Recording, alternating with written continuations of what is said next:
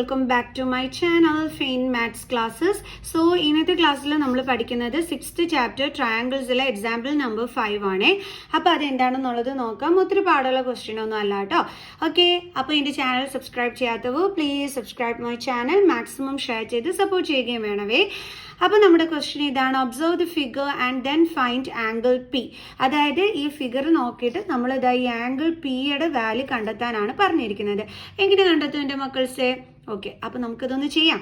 അതായത് ആദ്യം നമ്മൾ ഈ ഫിഗറിനകത്തോട്ടൊന്ന് ശ്രദ്ധിക്കാം. ഓക്കെ, അപ്പോൾ ഈ ഫിഗറിൽ നോക്കിക്കഴിഞ്ഞ് കഴിഞ്ഞാൽ നമുക്കൊരു കാര്യം മനസ്സിലാക്കാൻ പറ്റും. ദേ നിങ്ങൾ നോക്കിക്കേ, ഈ 3.8ൻ്റെ ഡബിൾ അല്ലേ 7.6 എന്ന് പറയുന്നത്, അതേപോലെ 6ൻ്റെ ഡബിൾ അല്ലേ 12 എന്ന് പറയുന്നത്, അതേപോലെ 3√3യുടെ ഇതാണ് എന്തെന്ന് പറയുന്നത് 6√3 എന്ന് പറയുന്നത്.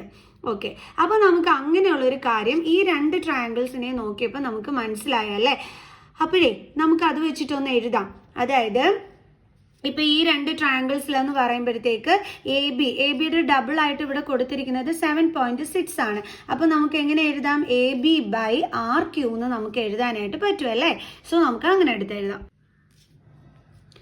അപ്പോൾ നമുക്ക് എഴുതാം AB/RQ is equal to AB എന്ന് പറയുന്നത് 3.8 ആണ്, RQ എന്ന് പറയുന്നത് എന്താണ് 7.6 ആണ്. ഓക്കെ, അപ്പം ഇത് നമുക്ക് കട്ട് ചെയ്ത് എന്താണ് ആൻസർ വരുന്നതെന്നുള്ളത് നോക്കാം. അതായത് ഇപ്പോൾ നമ്മൾ ഉദ്ദേശിക്കുന്നത് എന്താണെന്ന് വെച്ച് കഴിഞ്ഞാൽ ഇവരുടെ സൈഡ്സിൻ്റെ റേഷ്യോസ് എടുത്തിട്ട് ഇതേപോലെ നമുക്ക് ഈക്വൽ ആണ് എല്ലാത്തിൻ്റെയും ആൻസേഴ്സ് കിട്ടുന്നതെങ്കിൽ നമുക്ക് പറയാൻ പറ്റും എന്താണ് ഈ രണ്ട് ട്രയാങ്കിൾസും സിമിലർ ആണെന്ന് ബൈ SSS സിമിലാരിറ്റി ക്രൈറ്റീരിയ വെച്ചിട്ട്.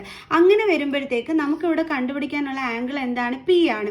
അപ്പോൾ സിമിലാരിറ്റി ക്രൈറ്റീരിയ വെച്ചിട്ട് നമുക്ക് ഈ angle C is equal to എന്തെന്ന് എഴുതാൻ പറ്റും? ആംഗിൾ P എന്ന് നമുക്ക് എടുത്ത് എഴുതാനായിട്ട് പറ്റും. അപ്പം എന്നിട്ട് നമ്മൾ എന്ത് ചെയ്യുമെന്ന് അറിയാവോ? ഈ സിയുടെ വാല്യൂ അങ്ങ് കണ്ടുപിടിക്കും.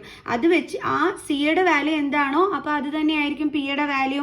ഇതാണ് നമ്മളിവിടെ ശരിക്കും പറഞ്ഞാൽ ചെയ്യാൻ പോണത്. ഇനി ഞാനത് എക്സ്പ്ലെയിൻ ചെയ്തു തരാം. അപ്പോൾ ഇത് നമുക്ക് കട്ട് ചെയ്യണ്ടേ? അയ്യോ, ദേ ഇവിടെ പോയിന്റ് ഒക്കെ കിടക്കുന്നു, അപ്പോൾ അതൊക്കെ ഒന്ന് മാറ്റണം. അപ്പോൾ അതിന് വേണ്ടിയിട്ട് നമ്മുടെ നമ്പർ എടുത്ത് എഴുതുക.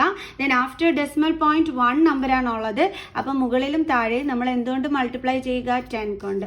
ഓക്കെ, അപ്പോൾ 3.8 × 10 എന്ന് വെച്ച് കഴിഞ്ഞാൽ നമുക്ക് പോയിന്റ് ഇല്ലാതെ എഴുതുമ്പോൾ എന്താ വരുന്നത്? 38 അല്ലേ. അപ്പോൾ നമ്മൾ ആദ്യം 38 × 10 ചെയ്ത് നോക്കണം. അപ്പോൾ നമുക്ക് എത്ര കിട്ടും? 380. അത് നമ്മൾ ഇവിടെ എടുത്ത് എഴുതണം. ഇനി നമുക്കിവിടെ ഒരു നമ്പർ കഴിഞ്ഞിട്ടാണ് പോയിന്റ് ഉള്ളത്. അപ്പോൾ ആൻസറിൽ നമ്മൾ ഒരു നമ്പർ കഴിഞ്ഞിട്ട് എന്തിട്ട് കൊടുക്കണം? Point divided by. അതേപോലെ തന്നെ ഇതും 7.6 × 10 പോയിന്റ് ഇല്ലാതെ എഴുതുമ്പോൾ 76 അത് × 10. അപ്പോൾ ചെയ്യുമ്പോൾ നമുക്ക് എന്ത് കിട്ടും? 760. അപ്പോൾ ഇവിടെ ഒരു നമ്പർ കഴിഞ്ഞിട്ടാണ് ഡെസിമൽ പോയിന്റ് ഉള്ളത്. അപ്പോൾ ആൻസറിലും നമ്മൾ ഒരു നമ്പർ കഴിഞ്ഞിട്ട് എന്തിട്ട് കൊടുക്കണം? പോയിന്റ്. സോ അപ്പോൾ നമുക്ക് എന്ത് കിട്ടും? 76.0 എന്ന് പറഞ്ഞാൽ പോയിന്റിന് ശേഷമുള്ള സീറോയ്ക്ക് വാല്യൂ ഇല്ല. സോ 38/76. സോ 38ൻ്റെ ടേബിൾസിൽ 76 ഉണ്ടോ എന്ന് നോക്കാം. 8 2s are 16, 1 3 2s are 6 7. അപ്പോൾ 38 1s are 38, 38 2s are 76. So അപ്പോൾ നമുക്ക് എത്ര ആൻസർ കിട്ടിയത്? 1/2. ഇനി അതേപോലെ അടുത്ത് BC ആ ഒരു സൈഡിന് കറസ്പോണ്ടിങ് ആയിട്ട് നമുക്ക് അടുത്തതിനകത്ത് ഏത് സൈഡായിരിക്കും വരുന്നത്? എങ്ങനെയാണ് കണ്ടുപിടിക്കേണ്ടുള്ളത്? നമ്മൾ നോക്കുമ്പം 6ൻ്റെ ഡബിൾ ആണ് 12 അല്ലേ. അപ്പം അയ്യോ കറണ്ട് പോയി, ഭാഗ്യം പെട്ടെന്ന് കറണ്ട് വന്നു കേട്ടോ. ഓക്കെ, അപ്പോൾ 6ൻ്റെ ഡബിൾ ആണ് 12. അപ്പോൾ ഈ BCക്ക് കറസ്പോണ്ടിങ് ആയിട്ടുള്ള സൈഡ് ഏതാ വരുന്നത്? നമ്മുടെ PQ അല്ലേ. അപ്പോൾ നമുക്ക് എഴുതാം BC/PQ. BC/PQ is equal to BC 6 ആണ്, PQ എന്ന് പറയുന്നത് 12 ആണ്. സോ 6/12. അപ്പോൾ 6ൻ്റെ ടേബിൾസിൽ 12 ഉണ്ട്. അപ്പോൾ 6 1s are 6, 6 2s are 12. So അപ്പോൾ ആൻസർ എന്താ നമുക്ക് കിട്ടുന്നത്? 1/2. ഇനി അടുത്തത് അതുപോലെ തന്നെ നമുക്ക് അടുത്ത AC 3√3 ആണ്. അതിന് കറസ്പോണ്ടിങ് ആയിട്ടുള്ള സൈഡ് ഏതാണ്? PR. അപ്പോൾ നമുക്ക് എഴുതാം AC/PR is equal to 3√3 PR എന്ന് പറഞ്ഞു കഴിഞ്ഞാൽ എന്താണ്? 6√3. അപ്പോൾ ഇതും ക്യാൻസൽ ആയി പോവും. അപ്പോൾ 3 1s are 3, 3 2s are 6. So answer എന്താ കിട്ടുന്നത്? 1/2. അപ്പോൾ നമുക്ക് മൂന്നിടത്തെയും ആൻസർ എന്താണ് കിട്ടിയത്? സെയിം ആണ് കിട്ടിയത്. അതിൻ്റെ അർത്ഥം എന്താണ്? ഇവരുടെ റേഷ്യോസ് ഈക്വൽ ആണെന്നാണ്. അപ്പോൾ കറസ്പോണ്ടിങ് സൈഡ്സിൻ്റെ റേഷ്യോസ് ഈക്വൽ ആയിട്ടാണ് കിട്ടിയത്. അതായത് 3 സൈഡ്സും അല്ലേ SSS ക്രൈറ്റീരിയ വെച്ചിട്ട്. അപ്പോൾ നമുക്ക് എന്താണെന്ന് പറയാം? ഈ രണ്ട് ട്രയാങ്കിൾസും സിമിലർ ആണെന്ന് നമുക്ക് പറയാൻ പറ്റും. ഓക്കെ, അപ്പോൾ നമുക്ക് എഴുതിക്കൂടെ triangle A B C similar to. ഇനി ഒരു പ്രശ്നമുണ്ട്, ഇപ്പോഴത്തെ ട്രയാങ്കിൾ നമ്മൾ നെയിം ചെയ്യുമ്പോൾ ഒന്ന് ശ്രദ്ധിച്ചോണം. അതായത് എ ബിക്ക് കറസ്പോണ്ടിങ് ആയിട്ടുള്ള സൈഡ് നോക്കി അതിനനുസരിച്ചിട്ടൊക്കെ വേണം എഴുതാനായിട്ട്. ഓക്കെ, കാരണം നമ്മൾ ഈ ഒരു പേര് നോക്കി തന്നെ നമുക്ക് കറക്റ്റായിട്ട് നെയിം ചെയ്യാൻ പറ്റുന്നതാണ്. സോ അപ്പോൾ നമുക്ക് എ ബി സി. അപ്പോൾ എ ബിക്ക് കറസ്പോണ്ടിങ് ആയിട്ടുള്ള സൈഡ് ഏതായിരുന്നു നമ്മൾ എടുത്തിരുന്നത്?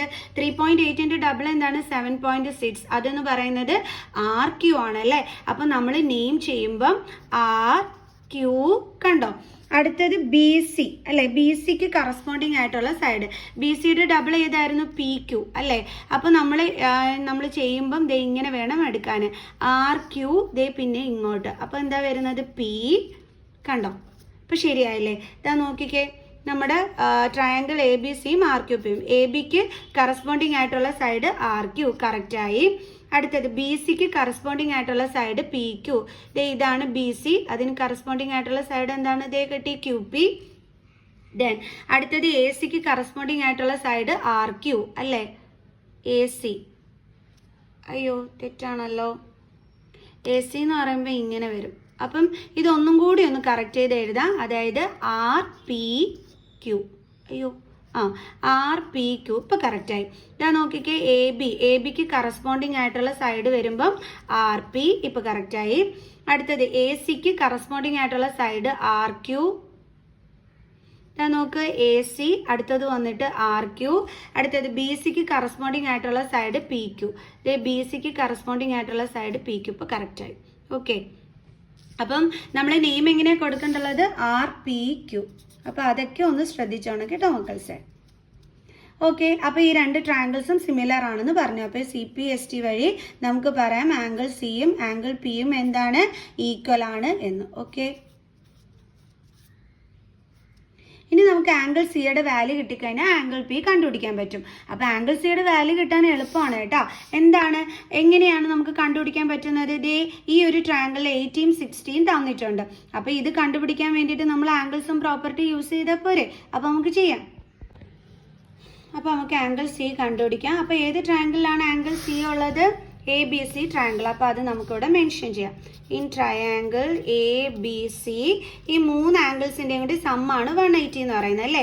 അപ്പോൾ angle A plus angle B plus angle C is equal to 180 degree angle sum property of a triangle. Okay, angle A എന്ന് പറയുന്നത് 80 ആണ്, പ്ലസ് ആംഗിൾ ബി എന്ന് പറയുന്നത് 60 ആണ്, plus angle C is equal to 180 degree.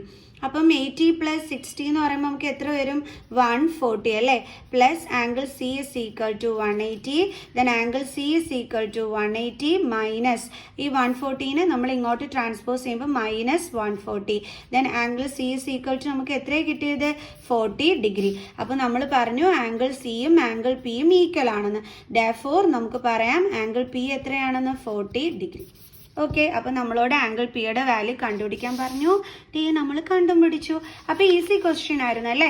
അപ്പോൾ ആദ്യമേ നമുക്ക് ഇവിടെ ആംഗിൾസും ഇവിടെ ആംഗിൾസും ഒന്നും തന്നില്ല, ഇവിടെ സൈഡുകൾ മാത്രമാണ് തന്നിരുന്നത്. അത് നോക്കിയപ്പോൾ നമുക്ക് മനസ്സിലായി ഇതിൻ്റെ ഡബിളാണ് ഇതിൻ്റെ ഡബിളാണ് ഇതെന്നൊക്കെ മനസ്സിലായി. അപ്പോൾ നമ്മൾ എന്താ ചെയ്തതെന്ന് വെച്ച് കഴിഞ്ഞാൽ അതിൻ്റെ റേഷ്യോസ് ഈക്വൽ ആണോ എന്ന് നോക്കി. ഈക്വൽ ആണെന്ന് കണ്ടപ്പോൾ നമ്മൾ പറഞ്ഞു ആ രണ്ട് ട്രയാങ്കിൾസും സിമിലർ ആണെന്ന്. അപ്പോൾ അവർ സിമിലർ ആണെങ്കിൽ അതിലെ ആംഗിൾസുകൾ എന്തായിരിക്കും? ഈക്വൽ ആയിരിക്കും. സി പി എസ് ടി വഴി. ഓക്കെ, ഞാൻ സി പി സി ടി എന്ന് എഴുതി വെച്ചോ, സി പി എസ് ടി വഴി. ഓക്കെ, അപ്പോൾ angle C is equal to angle P. Then നമ്മൾ ആംഗിൾ സിയുടെ വാല്യൂ കണ്ടെത്താൻ വേണ്ടിയിട്ട് നമ്മൾ ആംഗിൾ സം പ്രോപ്പർട്ടി യൂസ് ചെയ്തു. അപ്പോൾ നമുക്ക് ആംഗിൾ സം പ്രോപ്പർട്ടി ഒക്കെ കിട്ടി. അങ്ങനെ വെച്ചിട്ട് നമ്മൾ ആംഗിൾ സിയുടെ വാല്യൂ കണ്ടെത്തി. അപ്പോൾ ആംഗിൾ സിയുടെ വാല്യൂ കണ്ടെത്തിയപ്പോൾ അത് തന്നെയാണ് ആംഗിൾ പിയുടെ വാല്യൂവും. അങ്ങനെ നമുക്ക് ആംഗിൾ പിയുടെ വാല്യൂവും കിട്ടി. അപ്പോൾ ഈസി ആയിരുന്നു അല്ലേ. സോ അപ്പോൾ നമുക്ക് അടുത്ത എക്സാമ്പിൾ ക്വസ്റ്റ്യനുമായിട്ട് അടുത്ത വീഡിയോയിൽ കാണുന്നത് വരെ ബൈ.